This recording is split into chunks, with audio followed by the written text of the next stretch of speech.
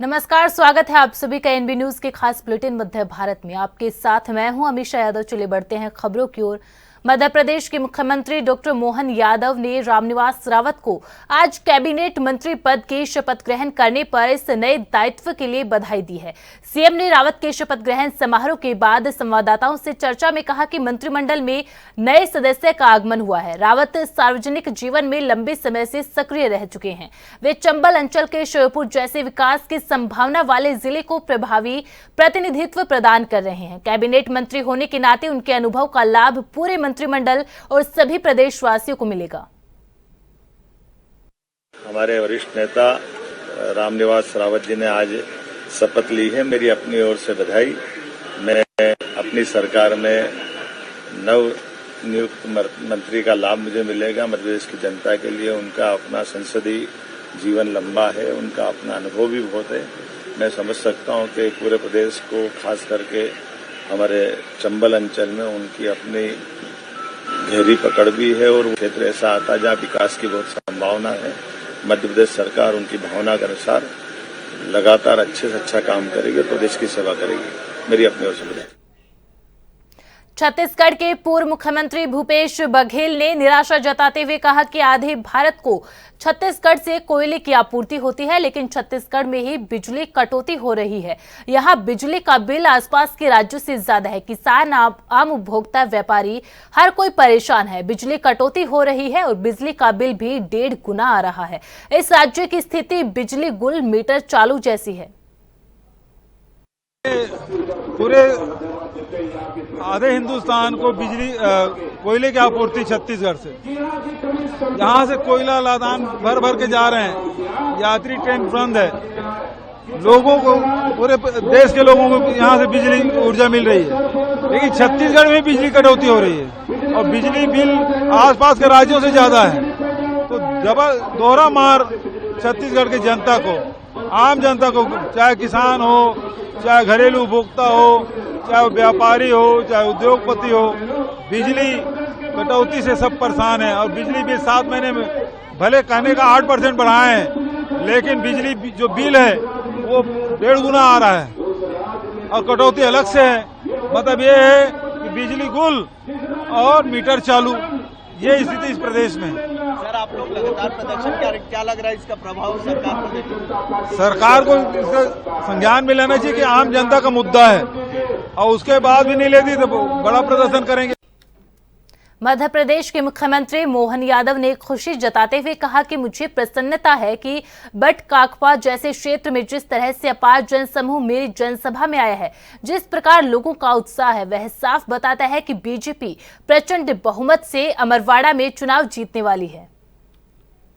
मुझे इस बात की प्रसन्नता के बटका खापा जैसे क्षेत्र में भी जिस प्रकार से अपार जनसमूह मेरी सभा में आया, उत्साह उमंग से स्वागत कर रहा है, ये उत्साह बताता कि भारतीय जनता पार्टी प्रचंड बहुमत से चुनाव जीतने वाली। बीजेपी नेता रामनिवास रावत के मध्य प्रदेश मंत्रिमंडल में मंत्री पद की शपथ लेने पर मध्य प्रदेश सरकार में मंत्री प्रहलाद सिंह पटेल ने कहा कि आज रामनिवास रावत ने मध्य प्रदेश सरकार में कैबिनेट मंत्री के रूप में शपथ ली है। एक अनुभवी नेता मध्य प्रदेश के विकास में अपनी भागीदारी निभाएंगे, उनको मेरी शुभकामनाएं। आज माननीय रामनिवास रावत जी ने मध्य प्रदेश की सरकार में कैबिनेट मंत्री की शपथ ली है। एक अनुभवी नेता मध्य प्रदेश के विकास में अपनी भागीदारी करेंगे, उनको मेरी शुभकामनाएं। मध्य प्रदेश के मुख्यमंत्री मोहन यादव ने पूर्व मुख्यमंत्री कमलनाथ पर निशाना साधते हुए कहा कि जनता की जो प्रतिक्रिया आ रही है उससे पता चलता है कि जिस तरह से हम छिंदवाड़ा का लोकसभा चुनाव जीते थे, उसी प्रकार से अमरवाड़ा चुनाव भी जीतेंगे। कमलनाथ ने छिंदवाड़ा की जनता को धोखा दिया है। 100% उम्मीद है। मुझे इस बात की प्रसन्नता है कि जिस प्रकार से अमरवाड़ा में रिजल्ट दिखाई दे रहा है, जनता काम कर रही है, हमारे कार्यकर्ता घर घर जा रहे हैं और जो रिस्पांस आ रहा है निश्चित रूप से छिंदवाड़ा का जैसा लोकसभा चुनाव जीते थे उसी प्रकार से अमरवाड़ा चुनाव भी जीतेंगे। कमलनाथ जी थे, उन्होंने भी प्रचार किया, वो आरोप लगा रहे हैं कि कांग्रेस को धोखा दे दिया। धोखा तो कांग्रेस के नेता कमलनाथ जी ने छिंदवाड़ा की जनता को दिया है, जिसके कारण से छिंदवाड़ा आज इस मुकाम पे पहुंचा है। पहली बार भाजपा जीती है और अब भाजपा मुख्य चुनाव में जीत करके अमरवाड़ा में भी नया विकास का रिकॉर्ड बनाएगी और प्रदेश में भी बनाएगी। मुख्यमंत्री डॉक्टर मोहन यादव ने रामनिवास रावत को आज कैबिनेट मंत्री पद की शपथ ग्रहण करने पर नए दायित्व के लिए भाजपा के प्रदेशाध्यक्ष और खजुराहो सांसद विष्णुदत्त शर्मा ने विधायक रामनिवास रावत के मध्य प्रदेश सरकार में मंत्री बनने के बाद प्रदेश कार्यालय पहुंचने पर पुष्पगुच्छ भेंट कर मिष्ठान खिलाकर शुभकामनाएं दी है।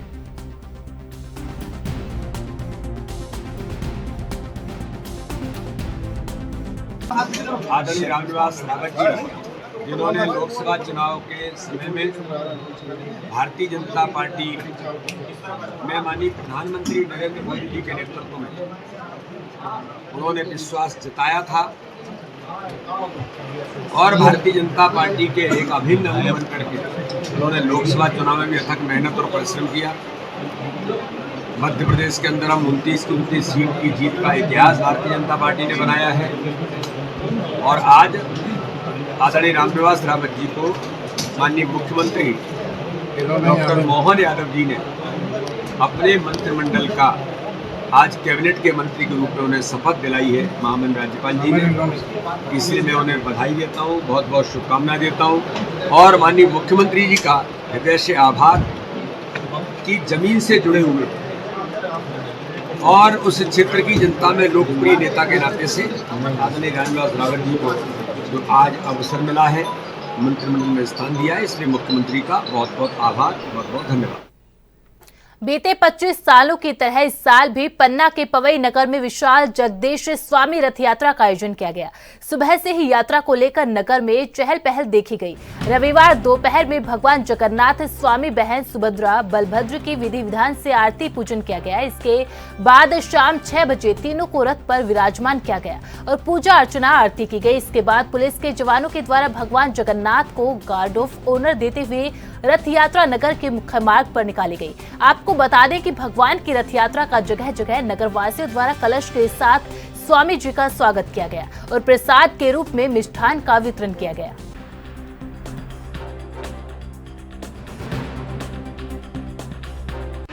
दुनिया की पालनहार और सबसे बड़ी खुशी तो ये है कि वर्षों से चली आ रही इस यात्रा मुझे आने का अवसर प्राप्त हुआ और भगवान जगन्नाथ स्वामी जी से भी प्रार्थना है मेरी, ईश्वर की शक्ति प्रदान करे, किसानों को इतना पानी दे, सब किसानों को चेहरे में मुस्कान आ जाए। और आज सिमरिया की यात्रा में भी शामिल हुआ आज मैं और पवई की यात्रा में भी शामिल हुआ और जगन्नाथ स्वामी से मैंने प्रार्थना की है कि हमारे पवई में विधानसभा वासियों को सबका जीवन खुशहाल रहे, सक्सेस रहे। छत्तीसगढ़ प्रदेश में भाजपा सरकार आने के बाद से लगातार हो रही अघोषित बिजली कटौती, लाइट गोल और बिजली बिल में हुई बेतहाशा वृद्धि से किसान और आमजन को हो रही परेशानियों के खिलाफ छत्तीसगढ़ प्रदेश कांग्रेस कमेटी के निर्देशानुसार कोंडागांव शहर ब्लॉक कांग्रेस कमेटी के नेतृत्व में 1 दिवसीय धरना प्रदर्शन किया गया। इस दौरान पूर्व मंत्री मोहन मरकाम समेत बड़ी संख्या में कांग्रेसी कार्यकर्ता मौजूद रहे।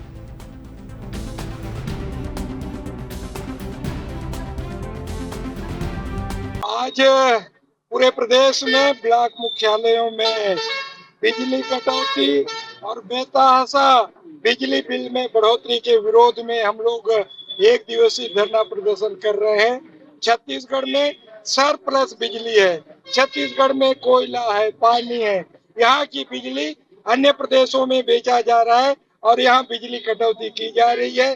कहीं न कहीं आम जनता को राहत देने के लिए, छत्तीसगढ़ की 3 करोड़ जनता को राहत देने के लिए आज हम लोग धरना प्रदर्शन कर रहे हैं, क्योंकि यहाँ की 3 करोड़ जनता की समस्या है। बिजली कटौती के कारण आम जनता परेशान है। आम जनता को राहत देने के लिए हम लोग धरना प्रदर्शन कर रहे हैं। भिंड कलेक्टर संजीव श्रीवास्तव ने बताया कि 6 और 7 जुलाई को हुई अत्यधिक वर्षा के कारण गोहद और मेह गांव में जल भराव के कारण आवागमन अवरुद्ध होने की स्थिति निर्मित हो गई थी। हालांकि प्रशासन के द्वारा पानी निकालने के लिए लगातार प्रयास किए गए हैं, जिसके उपरांत अब जिले में बाढ़ जैसी कोई स्थिति नहीं है। सभी जगह स्थिति सामान्य है और जल भराव वाले क्षेत्रों से पानी निकाल दिया गया है। सभी मार्गों पर आवागमन चालू है।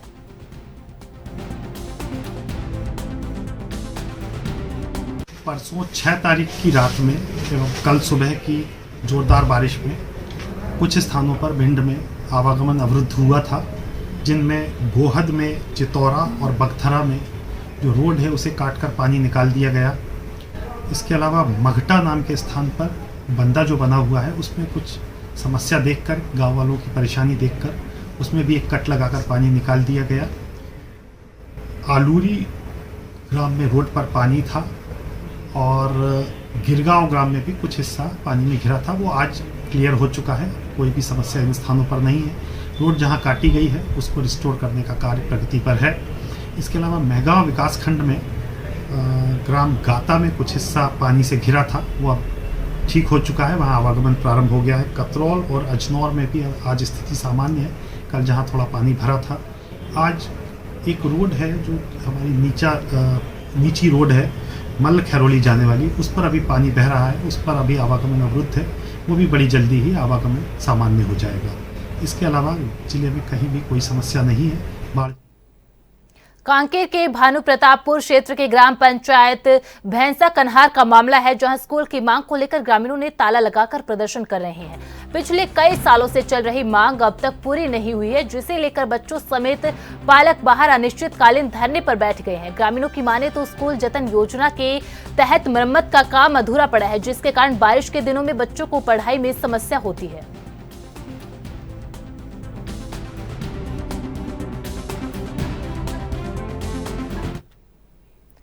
छत्तीसगढ़ प्रदेश स्वास्थ्य कर्मचारी संघ ने अंबिकापुर मेडिकल कॉलेज प्रबंधन पर भर्ती प्रक्रिया में भ्रष्टाचार करने का गंभीर आरोप लगाया है, जिसके विरोध में छत्तीसगढ़ प्रदेश स्वास्थ्य कर्मचारी संघ ने मेडिकल कॉलेज का घेराव किया।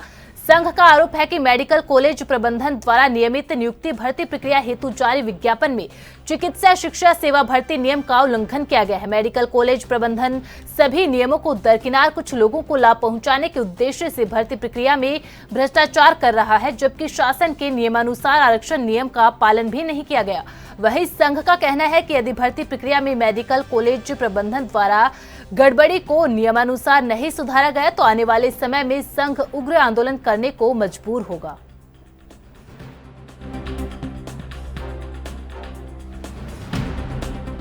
लंबे समय से भर्ती, पदोन्नति, नियुक्ति या कलेक्टरेट पर कर्मचारियों को रखना, ये सब में मनमानी और भारी अनियमितता बरती जा रही है। राज्य शासन द्वारा जो सेवा भर्ती नियम, चिकित्सा शिक्षा सेवा भर्ती नियम है, उस नियम को भी नहीं माना जा रहा है। हम लोग कई बार पत्राचार किए, कई बार इस संबंध में मौखिक रूप से मिल के बताए, उसके बाद भी किसी प्रकार से नहीं की जाती। हम लोगों को एक कागज़ थमा दिया जाता है कि नियम ये है, जबकि हम लोग जान रहे हैं कि नियम क्या है। जब अभी हम लोग अल्टीमेटम दिए हैं कि हम लोग प्रदर्शन करेंगे और आगे आंदोलन करेंगे, तो 2022 से मैं बोल रहा था कि आरक्षण नियम का पालन नहीं किया जा रहा है। जो भूतपूर्व सैनिक हैं उनको 20% आरक्षण दिया जाता है चतुर्वर्ग में, लेकिन नहीं माना जा रहा था। अभी 28 तारीख को इनके द्वारा उसमें सुधि पत्र जारी किया गया कि 20% आरक्षण दिया जाएगा। उसके बाद हम लोग ये बोल रहे थे कि जो भर्ती हो रही है उस भर्ती में लैब अटेंडेंट का 8वीं नहीं 12वीं भर्ती नियम दिया है, ये 8वीं के आधार पर कर रहे हैं। छत्तीसगढ़ कर्मचारी संघ के सदस्यों के द्वारा लिखित में अप्रैल में और अभी मई की स्थिति में कुछ बिंदु दिए गए थे और जिस पे उनको जवाब बनाकर 28 तारीख को भेज दिया गया है। और अगर उसमें कुछ उनको कोई संशय की स्थिति है तो उसे दूर करने का प्रयास किया जाएगा, लेकिन गलत नहीं किया जाएगा, ये मैं आपको विश्वास दिलाना चाहता हूँ। सर, वो बार यहाँ के कर्मचारी के आरोप लगा रहे हैं कि उनको संरक्षण मिला गया, वो नहीं काम। देखिए, नियम सम्मत होता है, समिति बनाकर सिलेक्शन कमेटी, स्क्रूटनी कमेटी सब काम करके नियम सम्मत ढंग से शासन से आदेश अनुमोदन प्राप्त करके ही काम किया जाता है। किसी एक व्यक्ति के कहने से कोई प्रक्रिया नहीं चलाई जाती, ना होना चाहिए और ना ऐसा संभव है। तो इनकी मांग क्या है सर? क्यों विरोध कर रही है, क्यों घिराव किए हैं? नहीं, मैं नहीं कह सकता। इनको इनका जवाब समुचित ढंग से दे दिया गया है। जिन जिन भर्तियों जो मुद्दे इनके द्वारा उठाए गए हैं उनके द्वारा उन्हें व्यक्तिगत रूप से भी, और अगर ये कोई मैंने जवाब 28 को दे दिया है जैसा मैंने कहा है। अगर उसमें कोई संशय की स्थिति या कोई स्पष्ट जानकारी का अभाव है तो उसे दूर किया जाएगा। लेकिन धरना प्रदर्शन अगर वो उनका अधिकार या उनका एक तरीका विरोध का हो सकता है। पंडरिया पुलिस को थाना क्षेत्र के अंतर्गत अपराध पर अंकुश लगाने के लिए जुआ, सट्टा, आबकारी और अन्य आपराधिक गतिविधियों पर लगातार प्रभावी कार्रवाई करने हेतु निर्देशित किया गया है, जिसके चलते थाना पंडरिया पुलिस द्वारा लगातार क्षेत्र में जानकारी इकट्ठी की जा रही है। वहीं मुखबिर की सूचना पर पुलिस थाना अंतर्गत ग्राम बंधा में तालाब के किनारे आम जगह पर कुछ जुआरियों द्वारा ताश खेलकर पैसों का दांव लगाया जा रहा था। पुलिस द्वारा मुखबिर के बताए स्थान पर घेराबंदी कर 8 जुआरियों को गिरफ्तार किया गया है, जिनके कब्जे से कुछ पैसे और 52 पत्ती ताश जब्त किया गया है। फिलहाल पुलिस ने आरोपी के खिलाफ मामला दर्ज कर आगे की कार्रवाई शुरू कर दी है।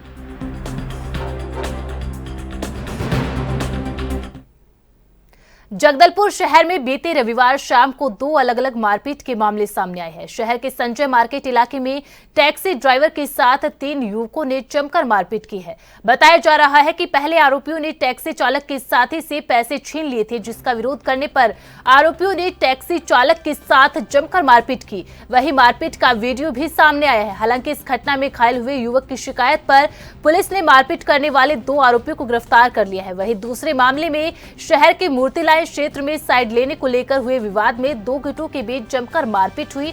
इस घटना में घायल हुए युवक ने आपा खो दिया और बीच सड़क में ही बाइक में आग लगा दी। घटना को अंजाम देने के बाद दोनों पक्ष कोतवाली थाने पहुंच गए। थाने में भी दोनों पक्षों में गहमागहमी बनी हुई थी। इस मामले में बाइक को आग लगाने वाले युवक को पुलिस ने गिरफ्तार कर लिया है। बताया जा रहा है कि मारपीट करने वाले युवकों ने शराब पी रखी थी।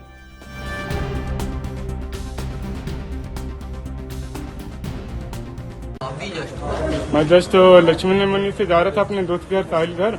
वहाँ पर कुछ लड़ियों मिले मंडी मोहल्ले के। अब वहाँ पर एक लड़का रॉन्ग साइड से मर के कट जा रहा था। वहाँ से कट मारते समय जाके मेरे को धक्का दिया। फिर मैं जाके पूछा कि मैं उससे बात करने लगा। फिर उसके बाद में जो 4-5 लड़के आए, हाथापाई करना स्टार्ट कर दिए। तो मैं भी अकेला था, मेरा एक दोस्त था पीछे में, वो भी छुड़ाने में लग रहा था। तो मैं उसके साथ हाथापाई किया। फिर उसके बाद में जब बात हुआ तो मैं उसकी गाड़ी को आग लगा दिया। गाड़ी को आग लगा दिया? हाथ दिखाओ भैया। आज अलर्ट के दिन 2 बड़ी घटनाएं हो गई है, क्या कहेंगे? अपराध बढ़ रहे हैं, अपराध का गढ़ बनते जा रहा है छत्तीसगढ़ और खासकर जगदलपुर अपराधपुर बनते जा रहा है। पुलिसिंग कहाँ है? आम आदमी चैन से घूम नहीं पा रहा है। अपराध दिनों दिन बढ़ते जा रहे हैं। कोतवाली टीआई से अपराध थम नहीं रहा है। कुल मिलाकर जगदलपुर के लोग परेशान हैं। रात को 10-11 बजे निकलने के लिए डर रहे हैं। और आज के शुभ अवसर पर पुलिसिंग कहाँ है? अलर्ट मोड पर है, पर इसी दिन अपराध बढ़ जा रहे हैं, अपराध घट जा रही है और पुलिसिंग अपराध को रोकने में नाकाम है। कुल मिलाकर थाना कोतवाली से अपराध थम नहीं रहा है, इसे तत्काल हटाना चाहिए। और जो पुलिस अधीक्षक हैं, किसी मजबूत व्यक्ति को यहाँ का कोतवाली का जिम्मेदारी सौंपना चाहिए, ताकि अपराध पर अंकुश लग सके और हमारा जगदलपुर फिर से अमन चैन के साथ यहाँ के आम लोग घूम सकें। कल शाम को आवेदक करण मानिकपुरी ने थाने आकर के सूचना दिया कि कोमल कश्यप को 3 आरोपी गणपत शेट्टी, अनमोल वासनिक और अंकित पीटर ने संजय बाजार मार्केट में आकर के उनसे पैसे की मांग की। वो बोल रहा था कि पैसे उनके उधार लिया हुआ है और इसी बात पे उनके बीच में हाथापाई हुई, जिसमें उन्होंने आवेदक करण मानिकपुरी के जो दोस्त हैं कोमल यादव, जिनको चोट लगी है, उनसे 600 रुपये छीन करके भाग गए हैं, जिस पर अपराध पंजीबद्ध की गई है। पुलिस तत्काल चारों तरफ से नाकेबंदी करके 2 आरोपी अनमोल वासनिक और अंकित पीटर को गिरफ्तार किया है।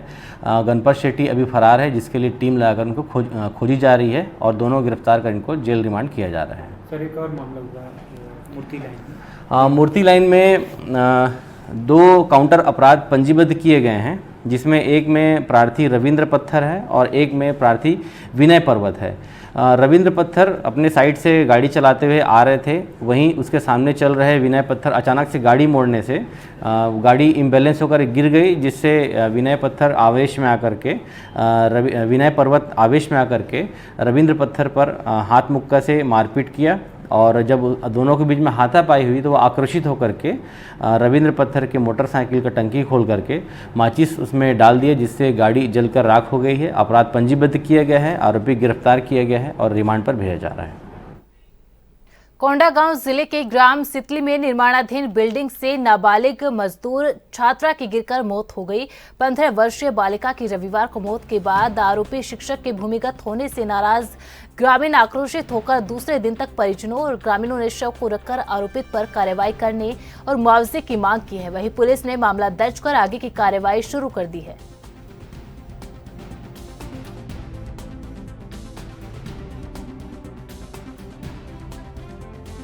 माझ्या बेटीके जबरवानी आणलो महिन्यानंतर आज काम करवला बोललो और आणलो 2 लड़की का आणलो एक पोलीस लड़की है दोनों लड़की धरलो और आणलो और जबरवानी आणलो और ये दे काय तो करलो काय तो निहोलम फाइल करून दे मैं बोललो मैंने निगे काम नहीं कराई गई थी कि उसकी नाबालिग बच्ची को कार्य कराने के लिए लेकर आया गया था, जिसमें कार्य के दौरान छत से गिरकर उसकी मृत्यु हो गई है, जिस पर उसे हॉस्पिटल ले जाया गया था, जहां उसके इलाज के दौरान उसकी मृत्यु हुई है। और इलाज के मृत्यु के पश्चात हम थाने में मर्ग इंटीमेशन कायम कर मर्ग पंचनामा कार्रवाई की गई है तथा अग्रिम जांच